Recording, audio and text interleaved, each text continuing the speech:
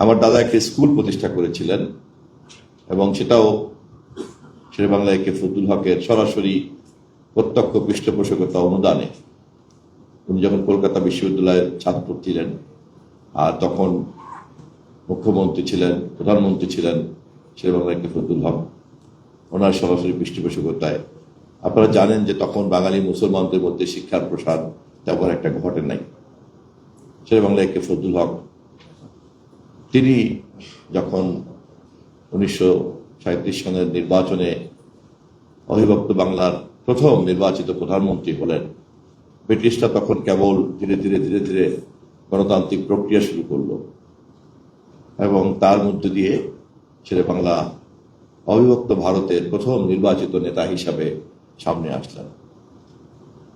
এবং 1940-এ যখন লাহোর প্রস্তাব দেয়া হলো ভারতের ভবিষ্যৎ নিয়ে ব্রিটিশদের সঙ্গে দর কষাকষি করার জন্য, সেই প্রস্তাবও কিন্তু উপস্থাপন করেছিলেন শেরেবাংলা একে ফজলুল হক এবং ওখান থেকে তার নামটা হলো শেরেবাংলা। কারণ সর্বভারতীয় মুসলমানদের সেটা একটা সমাবেশ ছিল, সেই লাহোরে অনুষ্ঠিত হয়েছিল এবং সেখানে উনি যেহেতু এই প্রস্তাবটা উপস্থাপন করেছেন ভারতের মুসলমানদের জন্য একটা আলাদা স্বতন্ত্র রাষ্ট্র কিভাবে করা যায়, সেই কারণে ওনাকে তারপর থেকে শেরেবাংলা নামে সবাই চেনেন। তার জীবনের প্রধান লক্ষ্যই ছিল তৎকালীন সময়ের জমিদারদের কাছ থেকে যে শোষণ শাসন, সেখান থেকে প্রজাদেরকে মুক্ত করা এবং এই জমিদারদের শোষণ থেকে প্রজাদের অধিকার, গণতান্ত্রিক অধিকার ফেরত আনা। তারপরে বিভিন্ন রকম যে মহাজনী সুদের মধ্যে আটকে গেল কৃষকরা, তাদেরকে ঋণের ফাঁদ থেকে বের করে আনা, যে কারণে ঋণ সালিসি বোর্ড করা হলো। এবং এইভাবেই জমিদারি প্রথা একটা পর্যায়ে গিয়ে কিন্তু বিলুপ্ত হয়ে গেল এবং কৃষকরাও বা প্রজারাও কিন্তু ঋণ থেকে মুক্তি পেয়ে গেল।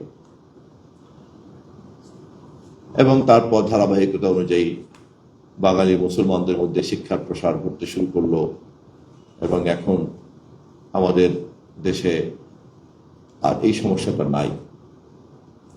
কিন্তু যারা ইতিহাস সম্পর্কে চর্চা করেন তারা সকলেই বুঝতে পারবেন যে জমিদারি প্রথার হাত থেকে এই কৃষকদেরকে, প্রজাদেরকে রক্ষা করা, জমিদারি প্রথা বাতিল করা, ঋণ সালিসি বোর্ড গঠন করা এবং এইভাবে কৃষক প্রজাদের, কারণ এর 90% তখন মুসলমানরা ছিল কৃষক প্রজা, জমিদারদের বেশিরভাগই ছিল তখন হিন্দু। এই পুরো বিষয়টাই নিষ্পত্তি হয়েছে শেরেবাংলার চিন্তা থেকে, শেরেবাংলার কর্ম থেকে, শেরেবাংলার রাজনীতি থেকে এবং শেরেবাংলার হাত ধরে। একই সঙ্গে এটাও আমাদেরকে খেয়াল করতে হবে, যখন জমিদারি প্রথা উচ্ছেদ হয়ে গেল এবং প্রজা জমিদারের সম্পর্ক যখন আর থাকলো না, স্বাভাবিকভাবেই শেরেবাংলার রাজনীতিও কিন্তু অপ্রাসঙ্গিক হয়ে পড়ল। সে কারণেই শেরেবাংলা এখনকার যুগে তার রাজনৈতিক উত্তরাধিকার বলতে গেলে আর নাই। কারণ তিনি যে রাজনীতিটা করতেন, সেই জমিদারি প্রথা যেহেতু শেষ হয়ে গেছে, প্রজারা যেহেতু মুক্তি পেয়ে গেছে, এ কারণে আর কৃষক প্রজা পার্টির কিন্তু আর প্রয়োজন পড়ে নাই। পরবর্তীতে যখন ভারতে মুসলিম লীগের নেতৃত্বে, জিন্নাহ সাহেবের নেতৃত্বে যখন আলাদা রাষ্ট্রের কথা চিন্তা করা হলো, তখন আবার আর একটা ইতিহাস তৈরি হয়ে গেল। তো সেই কারণেই শেরেবাংলাকে রাজনীতিবিদ হিসাবে যত না আমরা খুঁজে পাবো, তার চেয়ে অনেক বেশি খুঁজে পাবো আমাদের দেশের একজন সমাজ সংস্কারক হিসাবে। তিনি যদি সেই দিন শিক্ষার ক্ষেত্রে এবং ঋণ ব্যবস্থার ক্ষেত্রে এবং জমি জমার মালিকানার ক্ষেত্রে, জমিদারি ব্যাপারটা উচ্ছেদ করার ক্ষেত্রে এই ঐতিহাসিক ভূমিকাটা না রাখতেন, তাহলে আমাদের আর্থসামাজিক পরিস্থিতিতে আজকে যে গুণগত পরিবর্তন, যে আমি দাঁড়িয়ে কথা বলছি এখানে, আমার পূর্বপুরুষরা যে, আমার বাবা, আমার দাদারা যে লেখাপড়া শিখেছেন এবং এইভাবে যে সমস্ত দেশে যে শিক্ষার প্রসার ঘটল, এটা কিন্তু হতো না। শেরেবাংলা একজন খাঁটি মুসলমান ছিলেন, শেরেবাংলা একজন খাঁটি বাঙালি ছিলেন এবং সে কারণে তার মতো এরকম অসাম্প্রদায়িক নেতা খুব কমই আছে। শেরেবাংলা যখন প্রধানমন্ত্রী, তখন তিনি মুসলিম লীগের সঙ্গেও সরকার ভাগাভাগি করেছেন, আবার তিনি হিন্দু মহাসভার সঙ্গেও সরকার ভাগাভাগি করেছেন। আপনারা অনেকেই জানেন শ্যামাপ্রসাদ তার মন্ত্রণালয়ের অর্থমন্ত্রীর দায়িত্ব ছিল, আবার নাজিমউদ্দিনরাও তার মন্ত্রণালয়ে ছিল একসময়।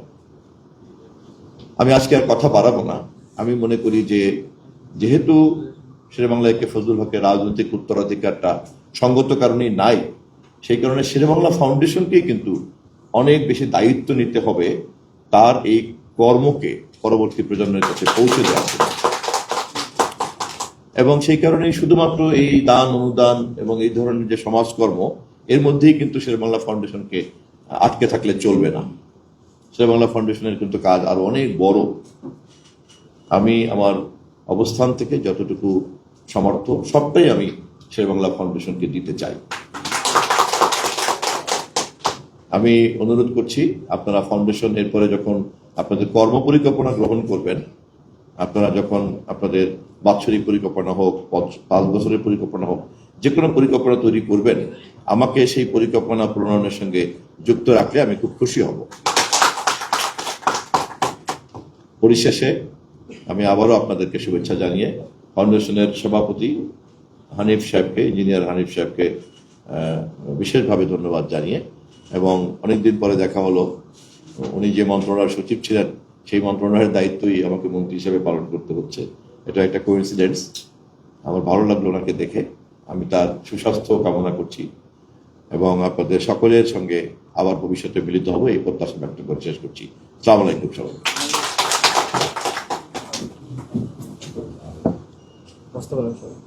সবাই একটু